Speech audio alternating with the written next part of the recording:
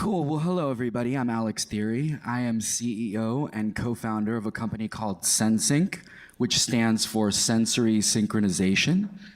And we're a new media and technology company here in SF, focused on creating remarkable multisensory experiences. I'm really excited because the first thing that I kind of realized diving into VR development is that this is a whole different animal than I think any one of us really expected. You know what I'm saying? And one of my favorite quotes from Joseph Campbell basically says, you kind of have to let go of the life that you planned in order to find the life that's waiting for you. And in a philosophical way, I kind of feel like that's what we all should be doing with virtual reality. It's a new medium. We don't have to recreate the same types of experiences that we've already had in 2D formats. It's really a whole new world that's waiting for us. So I just invite you to kind of think from that perspective as you go forward in your production and in the design of everything that you do. So, you know, it's kind of interesting because history and technology goes in spirals, you know. We kind of experience these innovations and then, you know, somehow the world isn't ready for them. But yet 50 years later, you kind of recreate the same thing and lo and behold, everybody's into it and it's really, really exciting. And so in the process of figuring out how we're gonna be different with this project and company, we did a lot of research around multisensory experiences. And if you just Google multisensory experience, one of the first things that comes up is the Sensorama, which was basically this kind of interesting multisensory kiosk that was designed in the 50s that allowed people to experience motion and wind and smell and kind of be, you know, immersed in a film experience versus just watching something on a screen. You know, and suffice it to say, it didn't catch on at the time. I don't think people were ready. They were barely getting used to like black and white TV and, you know, getting used to that transition. And so it was a really, really cool idea, really way ahead of its time.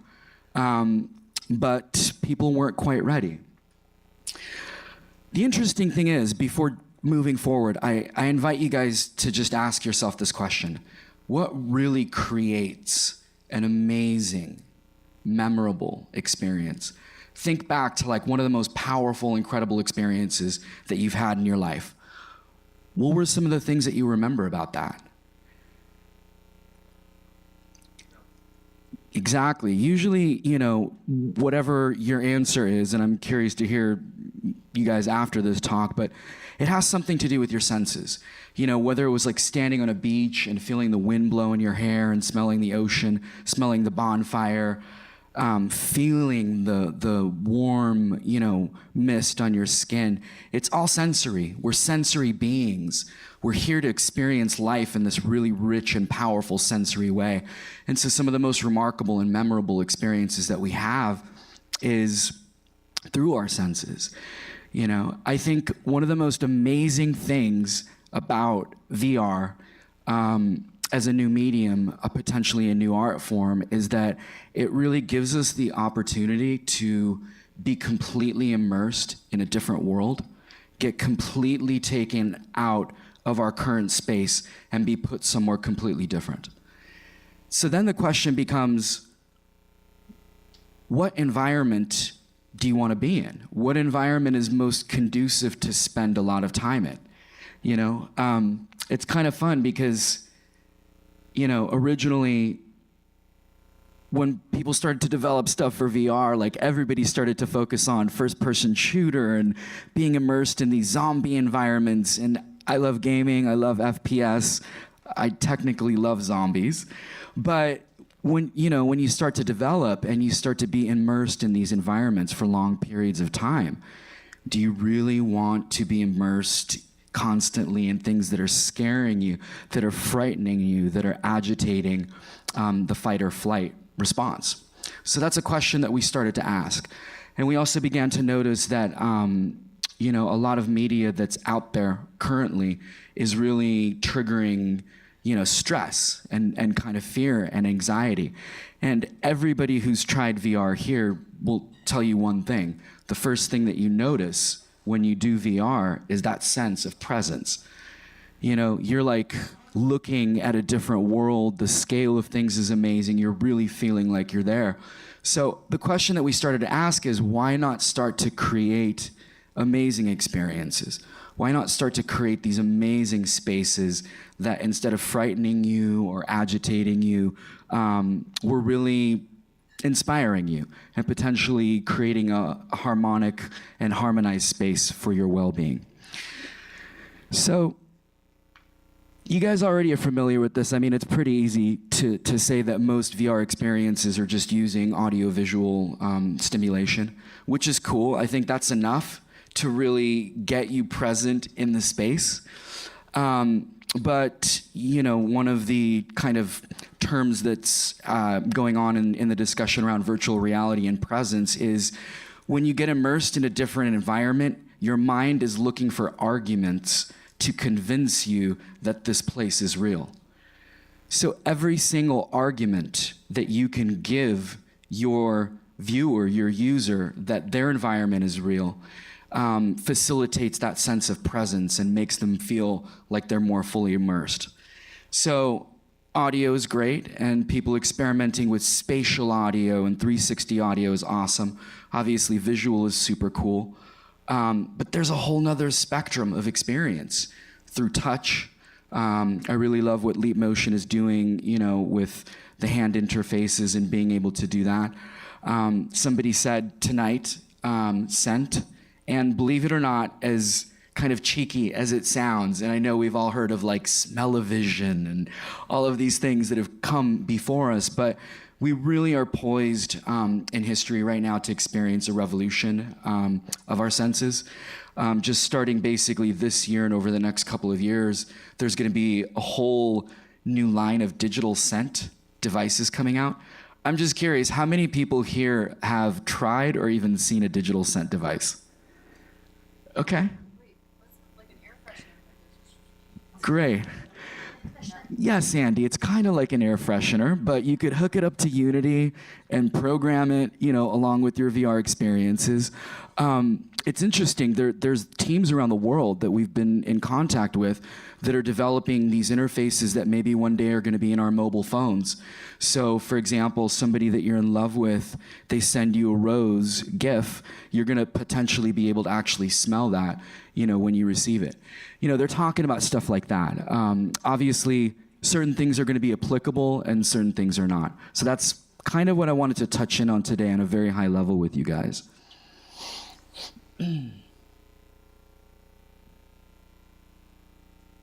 So it's interesting. We started to explore in this whole new world, in this whole new medium, what works and what doesn't work.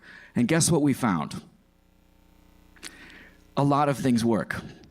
A lot of things work that we didn't expect would work. Why? Because virtual reality is literally a new art form. It's a new medium. And that's something that I want to keep inspiring you guys, everybody that's here that's like a programmer, a developer, a project manager, producer, whatever your role is in this space. I invite you to really think outside of the box. The world that we live in, as you guys know, is really driven by our senses. And so what's stopping us from exploring and creating these new environments? Why do the environments in virtual reality necessarily have to conform to the laws of physics as we know them? I see a lot of people that are developing products in VR. They're basically just trying to rebuild our world in the virtual world. But kind of how boring is that? We literally have an opportunity to create worlds and experiences that have never existed before. And so I'm inviting you to think, let's just get kind of fun and abstract for a second. Let's say you're in an art gallery. Current art galleries, you kind of walk up to an art painting and you look at it and it's cool and you're drinking some wine and hanging out with your friends. But in a virtual space, who's to say that that expression of art can't necessarily live and breathe? It could be a being. It could interact with you. It could smell. It could make sound. Another thing that I'm inviting you to think about is a lot of the experiences that I've seen in virtual reality really segregate the senses. There's not a lot of synesthesia. There's not a lot of synergy created among the senses. For example, using music to actually augment visuals in spaces.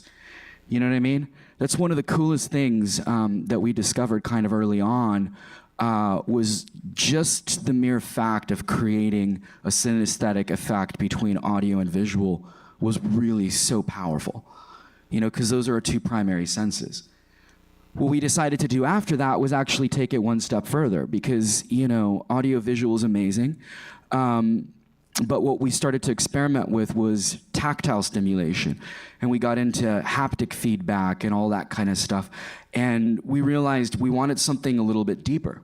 So I actually have a PhD in psychology, and my background is in a specialized area called psychoacoustics, which is basically the study of how sound and frequency affects physiology and consciousness. And so when I was doing my dissertation, I was exploring and experimenting with a field called vibroacoustics, which basically uses low-frequency sinusoidal vibrations to stimulate the body. And it's kind of cool because this technology has existed in Europe for like 50 years, and now it's finally making its way here. And basically, using these low-frequency vibrations to stimulate the body has been shown to actually create amazing, amazing benefits for the body. It can stimulate blood flow, it can create relaxation, feelings of euphoria, and so on. So we thought, hey, why not? Why not try vibroacoustics in addition to sound and sight? That worked out really, really well. And, after that, we were kind of thinking like, what else could we do to really facilitate this incredible sense of presence? So going back to the beginning of this presentation, I invite you to think, and as you go forward, I invite you to continue coming back to this thought. In your most memorable, incredible experiences that you've ever had, what are the constituent components of that experience? What really, really stands out? What's stopping you from recreating a lot of those incredible sensory experiences in this virtual world? And furthermore, what's stopping you from recombining them or remixing them in a completely incredible and new way? One of the things that I love about, music, for example, is that DJs will take a piece of music and completely spin it around and mix it. It's like a collage, you know what I mean? And create something completely new. So why not? Why can't we take our senses and start to remix them in new and extraordinary ways that we've never even thought of before? So in the process of thinking about how we're going to do this, we had to come up with a specific plan of really, how to execute this. And so my partner is Dr. Adam Gazzaley, who is a professor of neuroscience at UCSF, and basically has been researching and innovating in the field of digital therapeutics. And so we set forth together to basically create this initial multisensory experience. We've spent the last year developing this, and I'm really excited to say that we just launched this publicly in New York for the first time. It's going to be a multisensory exhibit that's going to be on display for the next 6 months. And we've gotten some amazing feedback. I mean, we've all seen our friends who try VR for the first time, and they kind of pop out and they're like, oh my God, that's amazing, right? But it's even more incredible when you give people this synchronized sensory experience. For example, in one of our experiences, you're underwater and you're floating beneath a big pod of dolphins, And basically, as you're laying on the sand, a manta ray flies above you. And as it flies above you and flaps its wings, you actually feel the vibration in your body. You actually can smell the trail of the manta ray. You know, another one of the experiences that we developed was basically you're floating in space. And as you're floating in space and immersed in this incredible environment, you can actually see shooting stars and then feel them passing through your body and then actually smell that trail that they leave around you. So where do we see this going, and where potentially can you guys, as the future of VR, take this? We see multisensory pods all around the world. Right now, if you go to any of the campuses like Facebook or Google or Apple, you know, every 500 feet or so, you kind of see these little stations for employees to chill. They have massage chairs, like 50-year-old technology. What if we had these immersive pod experiences where if you want to take a break from your work, you can just go onto one of the SenSync pods and get immersed in this completely different multi-sensory experience for 15 minutes to an hour. A lot of the experiences that we're designing are based on neuroscience, they're based on research, and so a lot of the environments that we're creating, the frequencies, the colors, all of the different ingredients are basically specifically tuned to create a sense of well-being, to create a sense of relaxation. We're beginning to experiment with sensations like euphoria, and things like that. So I think that there's a lot of things to consider for future exploration. Obviously, last thing, you know, one of the last things that I'll point out, and I'm sure some of you guys have already thought about this, is another thing that just really blows my mind is when I first learned about meditation, one of the things that my meditation teacher taught me was basically think of your thoughts as clouds. And what you want to do is expand the space between each of those clouds until all that's left is just open sky. So your mind is the sky. And that's basically one of the techniques that a lot of people who learn how to meditate learn at first. But what if you didn't actually have to even know that? What if we just told you to go into one of our spaces and look at the sky and try to relax and breathe deeply? And we're actually using physiological data such as heart rate, HRV, EEG to track that, and then we're actually coordinating that to the distribution of clouds in the sky. So that's something that we're experimenting with as well, and I really see these incredible possibilities of what we can be doing in the future. So as a finishing thought, you know, I'd like to point out that we are a startup. We're looking for incredible people that are excited to join the team. So if anybody here is interested, if anybody here has a background in programming, animation, we're definitely looking for some incredible industrial designers, and also investors for the company. So if you guys fall into any of those categories, please feel free to get in touch with me. Questions? Let's ask some questions. Go for it. Where's the mic? Here's the mic. Yep. Okay. My question is, well, I've seen like a cooling fan that they use to cool down people who hang out in virtual reality spaces for a while. What other kinds of technology, I mean, this might even be a room discussion, but what other kinds of technology do you think that we could add on to existing devices will make it a more immersive experience, or maybe like add a sense of touch or some kind of feeling into the experience? Your question is specifically about existing devices? Well, yeah. Is there what is existing or what could be? I mean, that's a great question, Andy. You know, I mean, obviously fan is something that we've already thought about integrating into what we're doing. To me, the most exciting stuff is stuff that's just being created, like ultra haptics, you know, where you could actually use, you know, dedicated focused sound waves to create sense of geometry in space. So we're talking to those people. We're talking to a lot of innovative companies because, like I said, at least me personally and our team, what excites us the most is to innovate and do stuff that's never been done. I just want to encourage all of you guys to really, once again, let go of your preconceptions from gaming and from film and television. When you step into VR and you start to develop, think different, and think outside of the box, and hopefully you'll discover something completely new that's never been done. And you guys might end up being the Leonardo da Vinci or the Picasso of virtual reality. I think it's a matter of time before we find that person, but we Be the really do have Banksy that of opportunity. Banksy Or the of VR. Banksy, exactly. I think actually no. This is a really big point, because what I really like about your presentation was this positive energy and this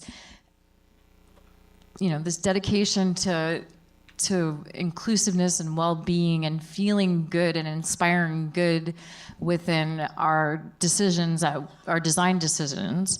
And we want, you can always create something that makes somebody feel awful and have something like Black Mirror, with the clown chasing you around. But ultimately, we want to feel good. So that's it. Thanks, Andy. That's my add to your philosophy right there. Yeah, I'll say one more thing directly related to that. I kind of feel like media in general, film, TV, and now VR and AR are kind of like the macro consciousness of our planet. The things that we actually put out through that space get amplified a millionfold, and they end up coming back to us. And so I invite each of you to think about the things that we're putting out there, I personally hope that you're inspired to put out amazing, positive energy, things that stimulate connection and compassion. And I wish you guys all the best and good luck. Thanks so much for being Thank here. you. Have a great night.